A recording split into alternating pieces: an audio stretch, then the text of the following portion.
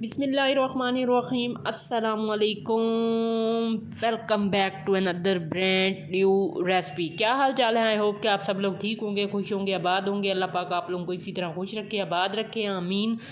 آج ہم بنانے جا رہے ہیں آلو کے فرائز مختلف انداز میں، جو کہ انتہائی مزیدار بنتے ہیں۔ آپ بھی اس کو ضرور ٹرائی کیجیے گا۔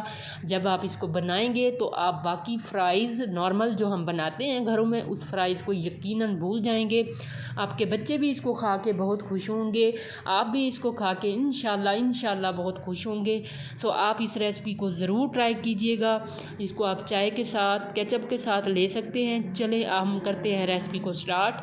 یہاں پر میں نے لیے 3 آلو نارمل سائز کے۔ آپ کے پاس آلوؤں کا اگر بڑا سائز ہے تو ویل اینڈ گڈ ہو جائے گا۔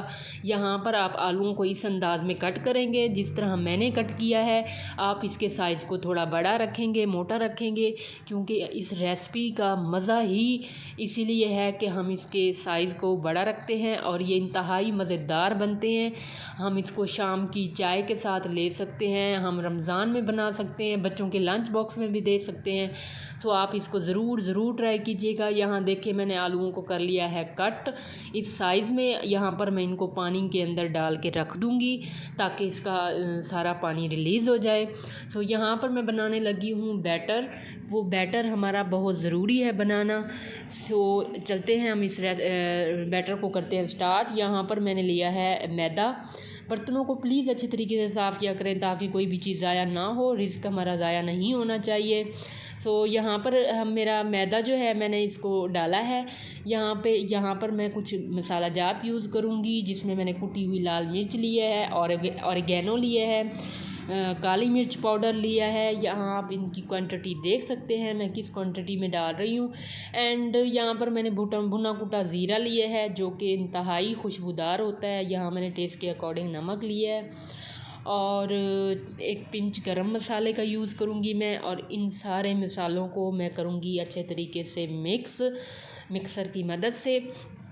اینڈ یہاں پر پھر اچھے طریقے سے آپ نے مکس کرنا ہے سارے مسالوں کو میدے کے اندر۔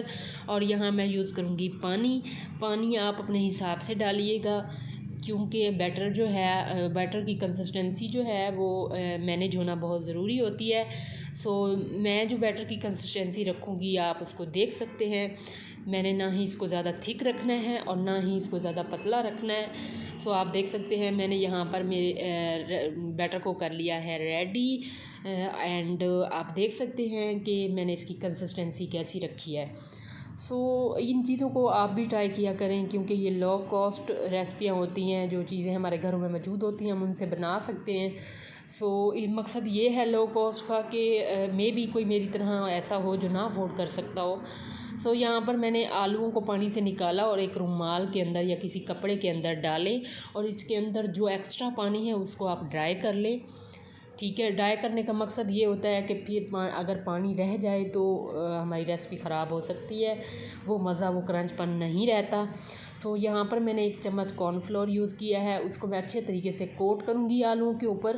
اس کا مقصد یہ ہے کہ جو بیٹر ہم یوز کریں گے نا وہ اس کے اوپر اچھے طریقے سے کوٹ ہو جائے اور اس کے اندر کرنچ پن آئے، اس لیے ہم اس میں کارن فلور یوز کرتے ہیں۔ اینڈ دیکھ سکتے ہیں میں نے اس کو کیا اس بیٹر کے اندر ڈپ آپ نے اسی طرح کرنا ہے تاکہ اس کے اوپر جو ہے میرا بیٹر وہ اچھے طریقے سے کوٹ ہو جائے۔